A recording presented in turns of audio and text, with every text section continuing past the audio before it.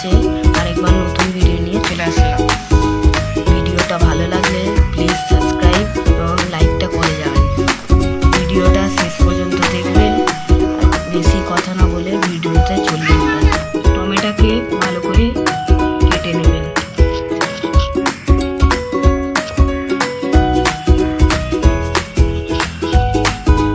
একটা টমেটোই আপনারা 4 ফালিও করতে পারেন, ছোট ছোট পিসও করতে পারেন। দেখুন বন্ধুরা, আমাদের টমেটোটি ভালো করে কুচি কুচি হয়ে গেছে।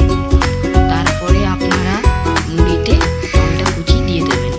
তারপরে শসার মুখটা আর পিছন দিকটা ছিলে নেবেন।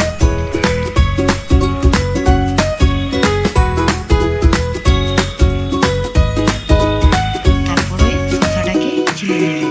তারপরে শসাটাকে কুচি কুচি করে নেবেন। তারপরে শসাটাকে কুচি কুচি করে কেটে নেবেন। দেখুন বন্ধুরা, আমাদের শসা কুচি হয়ে গেছে। দেখুন বন্ধুরা, শসাটাকে আমরা মুড়িতে দিয়ে দিলাম। দেখুন বন্ধুরা, আমরা পেঁয়াজের খোসাটাকে ছাড়িয়ে নিয়ে পেঁয়াজটাকে সামনের আর পিছনের মুখটা কেটে নিলাম। এবার পেঁয়াজটাকে কাটবো। দেখুন বন্ধুরা, পেঁয়াজটাকে এবার আমরা কাটছি দেব। দেখুন বন্ধুরা, আমরা পেঁয়াজটা মুড়িতে দিয়ে দিলাম। দেখুন বন্ধুরা, লেবুটাকে আমরা কেটে নিলাম। দেখুন বন্ধুরা, আমরা 2টো লঙ্কা নিলাম এবং 2টো লঙ্কাকে কেটে নিলাম। আপনারা যদি ঝাল খেতে চান তাহলে আরও বেশি লঙ্কা দিতে পারেন। দেখুন বন্ধুরা, আমরা 2টো লেবু দিয়ে দিলাম। লঙ্কাটাকে আমরা কুচি কুচি করে মুড়িতে দিয়ে দিলাম। দেখুন বন্ধুরা, আমরা সব কিছু নিয়ে নিচ্ছি। এবার মিক্স করবো। এবার চানা মুড়িতে লেবুটা দিয়ে দেবো।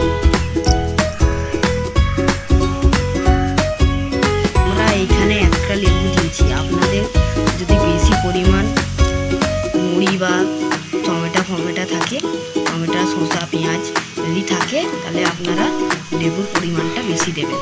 আমরা ধনে গুঁড়ো, জিরে গুঁড়ো, নুন মিক্স করে নিয়েছি। এভাবে মিক্স করে নেবেন। এবার আমরা দিয়ে দিচ্ছি।